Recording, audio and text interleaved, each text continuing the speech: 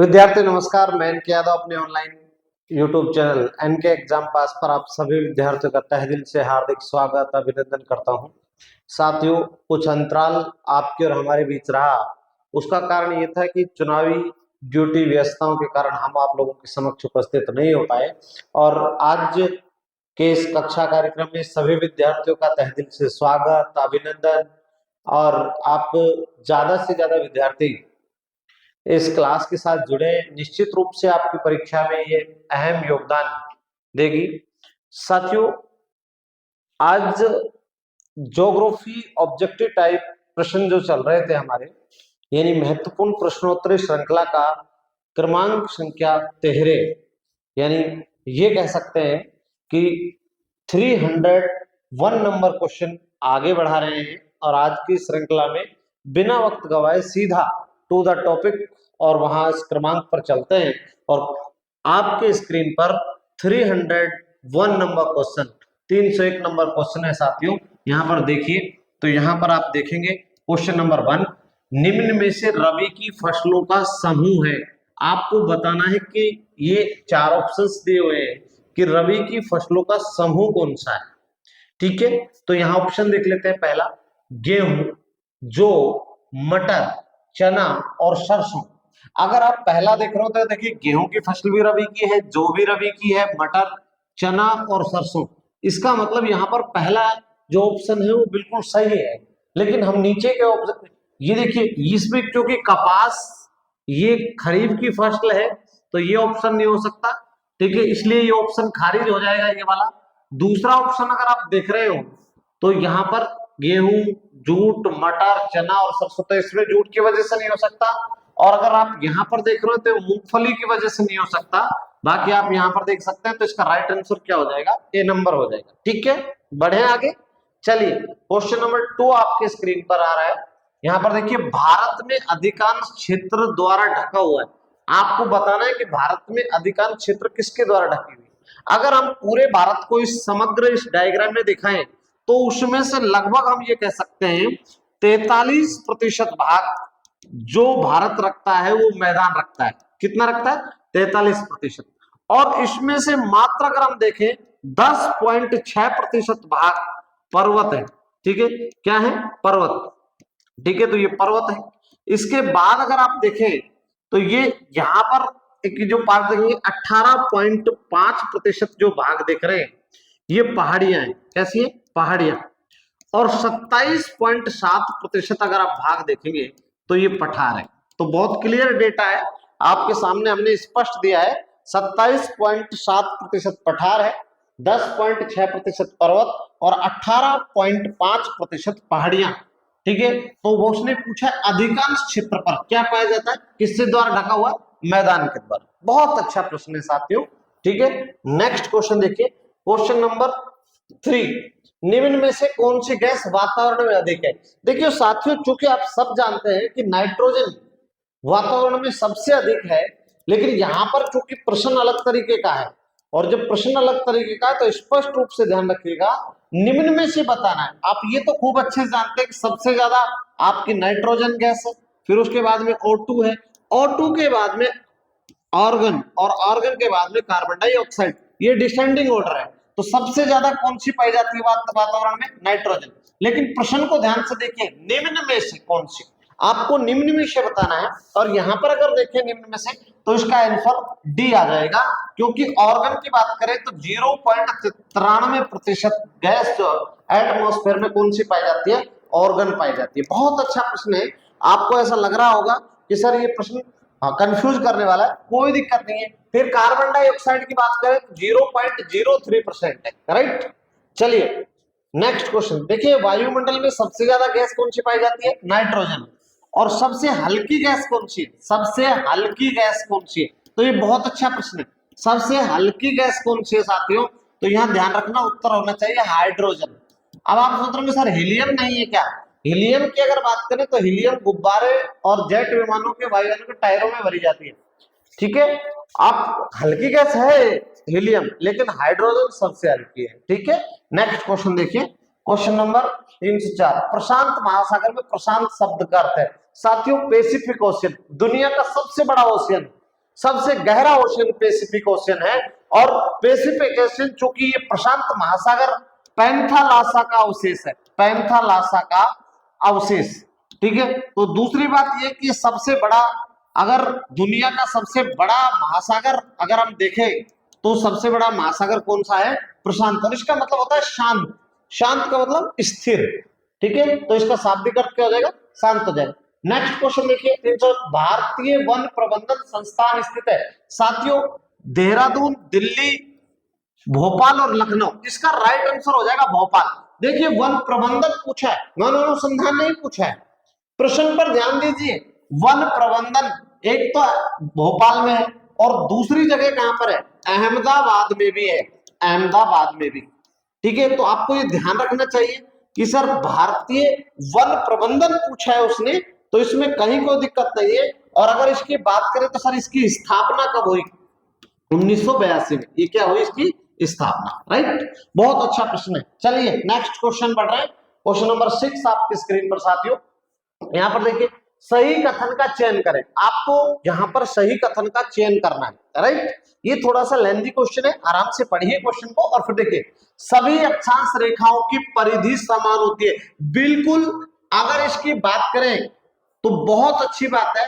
यहां पर ध्यान से देखिए, सभी अक्षांश रेखाओं की परिधि समान है, ये स्टेटमेंट बिल्कुल गलत है। क्यों है वो देखिए, अगर हम ये पृथ्वी देखें, ये 0 डिग्री है और 0 डिग्री, और ये मान लीजिए 89 डिग्री है। अब आप बताइए क्या इसकी और इसकी परिधि समान है? नहीं, तो ये स्टेटमेंट क्या हो जाएगा? गलत हो जाएगा। राइट, ये स्टेटमेंट क्या होगा? गलत। बहुत। दूसरे देखिए, सभी अक्षांश रेखाएं ग्लोब को 2 बराबर भागों में बांटती है, ये भी गलत हो जाएगा, ये स्टेटमेंट भी गलत है। आप बताइए, जब अगर हम यहां से ये मान लीजिए 20 डिग्री नॉर्थ है, तो ये भाग तो इतना बच गया और ये भाग बड़ा बच गया, तो ये भी गलत है। केवल 0 डिग्री अक्षांश रेखा पृथ्वी को 2 बराबर भागों में बांटती है। इसके साथ में देशांतर रेखाएं, सभी देशांतर रेखाएं पृथ्वी को बराबर भाग में काटेंगे। ठीक है, सभी अक्षांश रेखाओं का काल्पनिक समतल भूतल केंद्र से गुजरता है, ये स्टेटमेंट भी साथियों गलत है।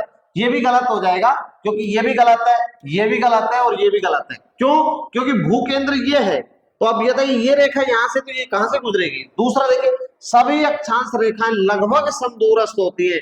यस, ये राइट है, तो इसका उत्तर हो जाएगा केवल 4। ठीक है, ये बिल्कुल सही है। क्यों होती है वो देखिए, अगर हम ये पृथ्वी देख लें तो ये 0 डिग्री है और 0 डिग्री के बाद 1 डिग्री, 2 डिग्री, 3 डिग्री, लगभग समदूरस्थ होती है।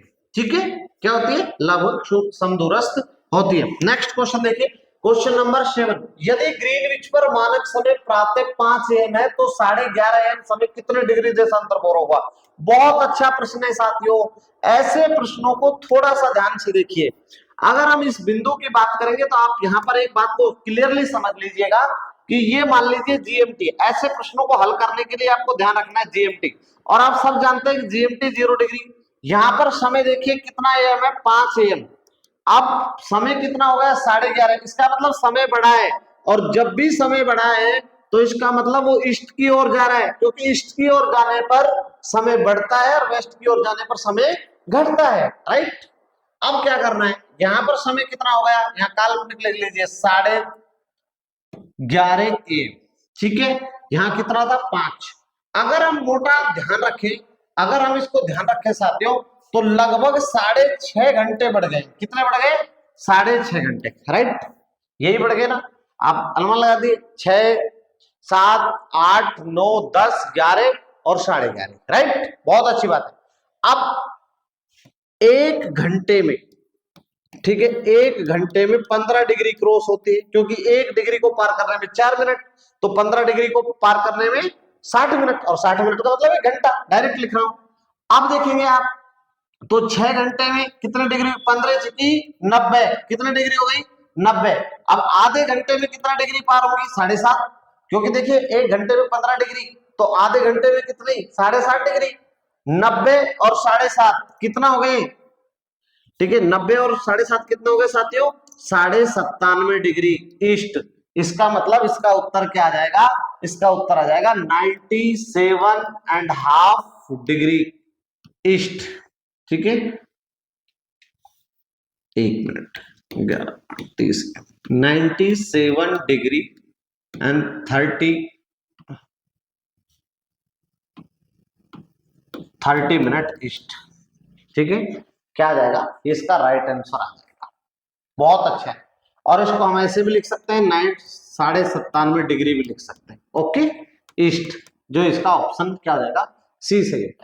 ठीक है, बहुत क्लियरली है भाई। 1 मिनट को पार करने में, मैं समझा भी देता हूं अगर आपको थोड़ा डाउट लग रहा है तो। 1 डिग्री को पार करने में कितना समय लगता है, 4 मिनट। ठीक है, तो 15 डिग्री को पार करने में 15 × 4 बराबर 60 मिनट, और 60 मिनट का मतलब क्या हो गया, 1 घंटा। अब 1 घंटे में कितनी डिग्री है, 15 डिग्री। तो 6 घंटे में कितनी डिग्री हो जाएंगी, 15 छिकी 90 डिग्री। आधे घंटे में कितनी डिग्री हो जाएगी, 7.5 डिग्री। कुल डिग्री कितनी हो गई, 97.5 डिग्री। चूंकि पूर्व की ओर गया था, जीएमटी पर था, तो 0 डिग्री। तो यहां पर 97.5 डिग्री ईस्ट क्या हो जाएगा, समय हो जाएगा। अब तो क्लियर है आपको। ठीक है साथियों, बढ़े आगे चले। नेक्स्ट देखिए, बहुत अच्छा प्रश्न है साथियों ये, और ऐसे प्रश्न अक्सर परीक्षा में महत्वपूर्ण। यहाँ पर देखिए, निम्नलिखित राज्यों में कौन सा जनवरी 2016 में भारत का प्रथम जैविक राज्य घोषित हुआ। भारत का प्रथम जैविक राज्य कौन सा, सिक्किम। क्या हो जाएगा इसका राइट आंसर, सिक्किम। सिक्किम के गंगटोक के अंदर एक बैठक आयोजित हुई थी, और भारत का ये पहला यानी जैविक राज्य बना। ठीक है, 18 जनवरी 2016 को। कब बना, 18 जनवरी 2016 को कृषि टिकाऊ सम्मेलन होता है गंगटोक में। और जैविक कृषि में होता क्या एक्चुअल में, इसमें नेचुरल फर्टिलाइजर्स का उपयोग किया जाता है, इसमें प्राकृतिक खाद का उपयोग किया जाता है, रासायनिक खाद का उपयोग नहीं किया जा सकता। दूसरी महत्वपूर्ण बात राजस्थान की कर लेते हैं। राजस्थान का पूर्णतः जैविक जिला, ठीक है, जैविक जिला। तो ये बहुत अच्छा प्रश्न है साथियों, क्योंकि परीक्षा में कई बार इस प्रकार के प्रश्न भी आ जाते हैं। तो इसकी बात करें, डूंगरपुर। कौन सा है, डूंगरपुर। और अब देखिए, राजस्थान में जैविक गांव, जैविक गांव, ये भी एक अच्छा प्रश्न है, राजस्थान में जैविक गांव। तो साथियों यहां पर उत्तर आ जाएगा घाटी गांव। कौन सा गांव, घाटी गांव। और घाटी गांव कहां पर है, उदयपुर में। कहां पर है, उदयपुर में। बहुत अच्छा प्रश्न। ठीक है, चलिए नेक्स्ट क्वेश्चन की ओर आगे बढ़ लेते हैं। स्क्रीनशॉट ले लीजिए, आगे बढ़ रहा हूं। नेक्स्ट क्वेश्चन, क्वेश्चन नंबर 9, केंद्रीय शुष्क बागवानी संस्थान कहां स्थित है। तो बहुत सिंपल प्रश्न है, कहां पर राइट आंसर हो जाएगा इसका, बीकानेर। ठीक है, फैक्चुअल क्वेश्चन है। नेक्स्ट क्वेश्चन नंबर 10, भारत को कितने कृषि पारिस्थितिकी क्षेत्रों, एग्रो इकोलॉजिकल जोन्स में विभाजित किया गया है।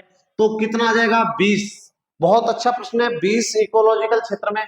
और जो नेशनल सर्वे, सोयल सर्वे का के अनुसार भारत को 20 एग्रो इकोलॉजिकल और 60 उप क्षेत्रों में विभाजित किया गया है। ठीक है, 60 उप क्षेत्रों में। तो भारत को एग्रो इकोलॉजिकल कितने क्षेत्रों में विभाजित किया गया है, 20 नंबर। ठीक है, बहुत अच्छा प्रश्न है। ठीक है, क्योंकि जो हमारा नेशनल ब्यूरो ऑफ सोयल सर्वे के अनुसार भारत को 20 एग्रो इकोलॉजिकल जोन्स में विभाजित किया गया है। राइट, चलिए नेक्स्ट देखिए, यहां पर 1818 ईस्वी में प्रथम सूती वस्त्र कारखाना निम्न में से कहां शुरू हुआ। देखिए यहां पर आपको बताना है कि 1818 ईस्वी में प्रथम सूती वस्त्र कारखाना निम्न में से कहां शुरू हुआ। तो देखिए बहुत अच्छा प्रश्न है। एक्चुअल में ये कारखाना शुरू हो गया था पश्चिम बंगाल के फोर्ट ग्लॉस्टर में। कब, 1818 में। लेकिन साथियों चूंकि ये कैसा रहा, असफल रहा। कैसा रहा, असफल।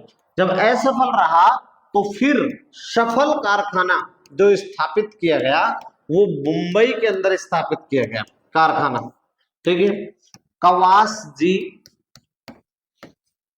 डाबर द्वारा कहां पर स्थापित किया गया, मुंबई में स्थापित किया गया। ठीक है, मुंबई में बंबई स्पिनिंग मिल्स के नाम से ठीक है। और ये स्थापित कब किया गया? 1854 में, ठीक है। मुंबई स्पिनिंग जो मिल्स स्थापित हुई, ठीक है, स्पिनिंग एंड वीविंग कंपनी, ठीक है, वहां पर। तो ये भी आपको ध्यान रखना है, ध्यान रख सकते हैं, Mumbai spinning and weaving company, ठीक है, क्योंकि कई बार परीक्षा में इस प्रकार के प्रश्न भी पूछ लिए जाते हैं। तो ये बहुत अच्छा प्रश्न है। पहला कारखाना लगा पश्चिम बंगाल के फोर्ट क्लस्टर में 1818 में, लेकिन वह सफल रहा। फिर 1854 में बंबई के अंदर कावास जी डावर भाई द्वारा लगाया गया, जिस कंपनी का नाम था Bombay spinning and weaving company, जो एक सफल कारखाने के रूप में स्थापित हुई। नेक्स्ट देखिए यहाँ पर, भिलाई स्टील प्लांट भारत सरकार द्वारा निम्न में से किस एक का संयुक्त उपक्रम है? साथियों आप सब जानते हैं भारत में जैसे दुर्गापुर इस्पात संयंत्र है, बोकारो है, भिलाई है, राउरकेला है, ये सब विदेशी सहायता से स्थापित हुए। और आज की अगर बात करूं तो इन सब का संचालन भारत का जो महारत्न कंपनी है SAIL, steel authority of India limited, तो स्टील अथॉरिटी इंडिया लिमिटेड कर रही है। और जहां तक इस भिलाई की बात है, तो भिलाई, चूंकि ये भिलाई की बात करें तो ये है कहां पर? तो ये छत्तीसगढ़ में है। और जब छत्तीसगढ़ में है तो ये रूस की सहायता से स्थापित हुआ। इसका राइट आंसर क्या हो जाएगा? ए, रूस। एक चीज और भी ध्यान रखिए, एक और संयंत्र है बोकारो, और बोकारो संयंत्र कहां पर है साथियों? झारखंड में, राइट। तो ये कहां पर है? झारखंड में, बोकारो संयंत्र। तो बोकारो संयंत्र की स्थापना भी इसी देश के सहयोग से हुई, रूस के देश से। देखिए रूस भारत का अभिन्न मित्र रहा है, उसने भारत के विकास में, भारत की विकसित अर्थव्यवस्था को गति देने में और भारत को एक नई ऊंचाई देने में रूस का बड़ा अहम योगदान रहा। वो जमाना याद करिए, द्वितीय पंचवर्षीय योजना 1956, जब भारत अव्यवस्था के दौर से गुजर रहा था, आजाद हुआ था और भारत की अर्थव्यवस्था कमजोर थी, उस समय इन लोगों ने भारत की अर्थव्यवस्था को बूस्ट किया था, पुश किया था। और साथियों ये जो भिलाई संयंत्र है, रेलवे को जो इस्पात है वो आपूर्ति करता है, पूर्णतः आपूर्ति करता भिलाई संयंत्र है। चले नेक्स्ट देखिए यहाँ पर 313, महाद्वीपीय प्रवाह सिद्धांत का प्रतिपादन किसने किया? देखिए बहुत अच्छी बात है, महाद्वीपीय प्रवाह सिद्धांत, ठीक है। तो यहाँ पर देखिए एक चीज हमेशा ध्यान रखनी है, इसका राइट आंसर हो जाएगा F B Taylor. F B Taylor ने यह सिद्धांत 1908 में दिया। और आपसे परीक्षा में एक और दूसरा प्रश्न अगर पूछ लिया जाए, महाद्वीपीय विस्थापन सिद्धांत, देखिए इस प्रश्न में और उस प्रश्न में अंतर है, ठीक है। विस्थापन सिद्धांत, कॉन्टिनेंटल ड्रिफ्ट थ्योरी, महाद्वीपीय विस्थापन सिद्धांत, साथियों इसका प्रतिपादन 1912 में एक जर्मन जलवायु वैज्ञानिक हुए, डॉक्टर अल्फ्रेड वैगनर, ठीक है। तो वैगनर महोदय का सिद्धांत आपने बहुत सुना होगा, उन्होंने दिया था महाद्वीपीय विस्थापन सिद्धांत। और महाद्वीपीय प्रवाह सिद्धांत किसने दिया था? एफ बी टेलर ने। बहुत अच्छा प्रश्न है, चलें बढ़े आगे। नेक्स्ट क्वेश्चन देखिए 314 नंबर, दुर्बलता मंडल कहां स्थित है? आपको बताना है दुर्बलता मंडल। देखिए दुर्बलता मंडल को ही मैग्मा चैम्बर भी कहते हैं, क्योंकि यहां से ज्वालामुखी का मैग्मा निकलता है। देखिए धरती के नीचे जब तक वो चीज आती है ऊपर मैग्मा के रूप में, लिक्विड के रूप में, तो मैग्मा कहलाती है, धरातल के ऊपर आने पर वे लावा कहलाता है। अब चूंकि हमारी पृथ्वी है इस तरीके से, साथियों पृथ्वी में सबसे ऊपर का पार्ट क्रस्ट है, और क्रस्ट के अपर क्रस्ट और लोअर क्रस्ट। इसके बाद में दूसरी अगर हम बात करें, यहां तक 200 किलोमीटर तक की बात करें, तो ये जो क्षेत्र आपको दिखाई दे रहा है, ये मोहरोविविक क्षेत्र है, ये अपर मेंटल और ये लोअर मेंटल। इसके बाद में आउटर और आईसी। तो अगर यहां पर देखेंगे, तो यहां अगर देखें तो मेंटल का जो ये ऊपरी भाग आपको दिखाई दे रहा है, ये वाला भाग, ठीक है, ये वाला भाग आपको जो दिखाई दे रहा है, ये मैग्मा चैम्बर है। तो मेंटल के ऊपरी भाग को ही क्या कहा जाता है? मैग्मा चैम्बर कहा जाता है। और यहां से इसी क्षेत्र से निकलता है आपका मैग्मा, ठीक है, मैग्मा। और मैग्मा बाद में परिवर्तित हो जाता है किसमें? लावा में। मैग्मा गाढ़ा होता है, लावा पतला होता है, राइट। चलिए स्क्रीनशॉट ले लीजिए, आगे बढ़ रहा हूं नेक्स्ट क्वेश्चन की ओर, ठीक है। यहां पर देखिए, किस भूकंपीय तरंग की गति सबसे कम और तीव्रता सर्वाधिक होती है? बहुत अच्छा प्रश्न। देखिए तीव्रता और गति, स्पीड, इन दोनों में अंतर होता है।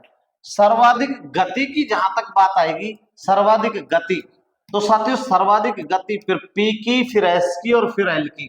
तो एल की क्या हो जाएगी? न्यूनतम। तो गति तो कैसी है? न्यूनतम। लेकिन जहां तक तीव्रता का सवाल है, तीव्रता सर्वाधिक किसकी है? एल की, फिर एस की, और सबसे कम किसकी है, पी की। तो उसने पूछा किस गति सबसे कम और तीव्रता सर्वाधिक होते, किसकी, एल तरंग की। एल तरंग को लव तरंग भी कहते हैं, ठीक है, लव तरंग या फिर लॉन्ग तरंग कहते हैं, राइट। तो एल तरंग की गति सबसे कम होती है। और आपके मन में प्रश्न भी चल रहा होगा, सर गति सबसे कम क्यों, क्योंकि 3 किलोमीटर प्रति सेकंड से होते हैं, लेकिन तीव्रता सर्वाधिक होती है। नेक्स्ट क्वेश्चन देखिए यहाँ पर 316 नंबर, महाद्वीपीय क्रस्ट का निर्माण किस चट्टानों से मिलकर हुआ है। साथ ही महाद्वीपीय क्रस्ट की बात की उसने।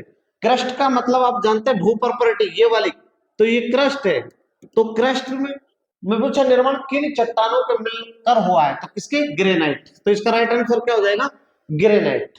अब आप सोचते सर बेसाल्टिक नहीं, बेसाल्टिक भी, लेकिन ग्रेनाइट जो है वो क्रस्ट की सबसे प्रमुख। क्वेश्चन देख लेते हैं 317 नंबर, कोरिलिस बल का प्रभाव जिन पवनों पर अधिकतम पड़ता है। तो कोरिलिस बल का सर्वाधिक प्रभाव किस पर पड़ेगा, व्यापारिक पवनों पर। एक चीज ध्यान रखिए, कोरिलिस बल सर्वाधिक कहां लगता है, सर्वाधिक, तो सर्वाधिक कहां लगेगा, ध्रुवों पर। कहां पर लगेगा, ध्रुवों पर। और न्यूनतम कहां लगेगा, न्यूनतम लगेगा भूमध्य रेखा पर।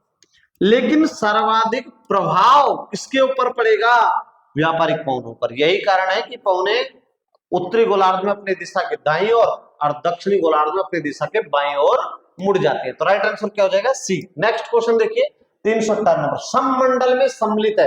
देखिए अगर हम अपने पूरे वायुमंडल को देखें इस तरीके से, तो आप सब जानते हैं क्षोभ मंडल, मध्य मंडल, सॉरी समताप मंडल, समताप, क्षोभ, और उसके बाद में ऊपर देखेंगे तो मध्य मंडल, ये आपका मध्य मंडल है, ठीक है, मध्य मंडल। साथियों लगभग 80 किलोमीटर तक मान लें, कई किताबें इसको 90 किलोमीटर शो करती है, और यहाँ 0 किलोमीटर है। इन तीनों मंडलों को संयुक्त रूप से क्या कहा जाता है, सममंडल। क्या कहा जाता है, सममंडल। और यहां पर देखिए एक है आयन मंडल और एक है बहिर्मंडल। इन दोनों को संयुक्त रूप से क्या कहते हैं, बहिर्मंडल। इन दोनों को संयुक्त रूप से इनको कहा जाता है क्या, विषम मंडल। क्या कहते हैं, विषम मंडल, राइट। तो प्रश्न क्या पूछा है, सममंडल। तो इसमें क्या हो जाएगा, ये 3 ए, बे और से, इसका राइट आंसर ये हो जाएगा, ठीक है। बहुत अच्छा प्रश्न है साथ। नेक्स्ट क्वेश्चन देखिए 319 नंबर, भूकंप का अभिकेंद्रित स्थित होता है। देखिए एक चीज ध्यान रखिए, अगर हम यहां पर देखें, ये नीचे भूगर्भ, क्या है, भूगर्भ, और ये क्या है आपका धरातल, राइट। तो ये दो बातें तो आप समझ गए।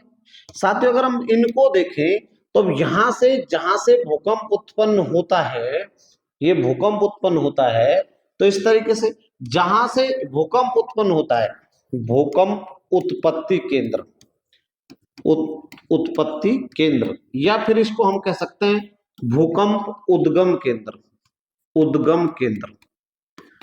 और इसे ही हम एक नाम से जानते हैं फोकस। क्या कहते हैं, फोकस। और इसको ही हम एक नाम से जानते हैं हाइपोसेंटर। आप इंग्लिश में ध्यान रख लीजिएगा अगर हिंदी में याद नहीं हो रहा था।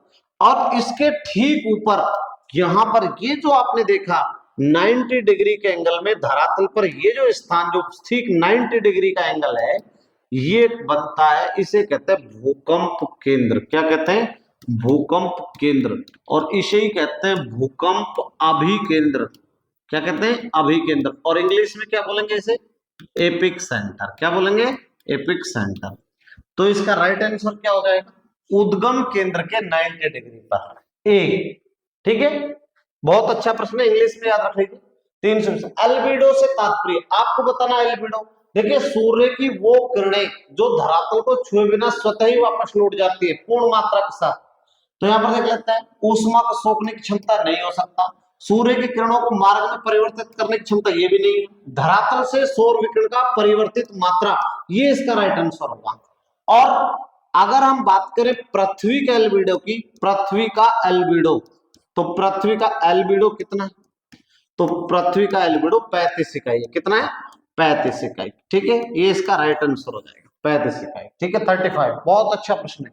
नेक्स्ट देखिए यहाँ पर इनसे सुमेलित नहीं है, आपको बताना है सुमेलित नहीं है। लेटेटाइट राइट मृदा पश्चिम बंगाल, काली मृदा आंध्र प्रदेश, ये तो सही है। जलोढ़ मृदा मध्य गंगा के मैदान, पीट मृदा ओडिशा का तटीय मैदान, लेटेराइट मृदा पश्चिम बंगाल, ये गलत होगा। क्योंकि लेटेराइट मृदा की बात करें, हालांकि पश्चिम बंगाल में कई जगह थोड़ी बहुत मात्रा मिल सकती है, लेकिन इसकी कुछ असम के अंदर है, और मोस्टली अगर लेटेराइट मृदा कहीं पाई जाती है तो वो मालाबार तट पर। कहां पर? मालाबार तट। ठीक है, तो ये बहुत अच्छा प्रश्न है। ठीक है, ए इसका राइट आंसर हो जाएगा, सम्मिलित नहीं है। नेक्स्ट देखिए 322 नंबर, कौन सी ग्रही हवाएं नहीं है, आपको बताना है। देखिए ग्रही हवा, ग्रही हवा का मतलब क्या होता है? इनका मतलब होता है स्थायी पवने। क्या? स्थायी पवने। कौन सी पवने? स्थायी, परमानेंट पवने। आपसे पूछ रहा है सर ग्राही पवने नहीं, आपको बताना है। तो यहां पर देख लीजिए, अब जो स्थायी पवने होती है वो तीन प्रकार की होती है। कौन कौन सी? व्यापारिक, पछुआ और ध्रुवीय। तो ये तो है, इसका मतलब साफ है, ध्रुवीय है, मानसूनी, सॉरी पछुआ है, व्यापारिक है। उसने पूछा नहीं है, तो इसका राइट आंसर क्या हो जाएगा? मानसूनी पवने नहीं है। ठीक है, नेक्स्ट देखिए 323 नंबर, किस जनगणना दशक में लिंगानुपात सबसे अधिक गिरावट दर्ज की? आपको बताना है लिंगानुपात भारत में किस दशक में लिंगानुपात में सबसे अधिक गिरावट। तो इसका राइट आंसर हो जाएगा 1961 से 1971 के बीच में। और अगर वर्तमान लिंगानुपात की बात करूं, वर्तमान लिंगानुपात, सर वर्तमान लिंगानुपात कैसे? वर्तमान लिंगानुपात से मेरा तात्पर्य साथियों 2011 से, राइट। तो इसमें अगर देखें तो भारत का लिंगानुपात कितना है? 943। 1000 पुरुषों पर महिलाओं की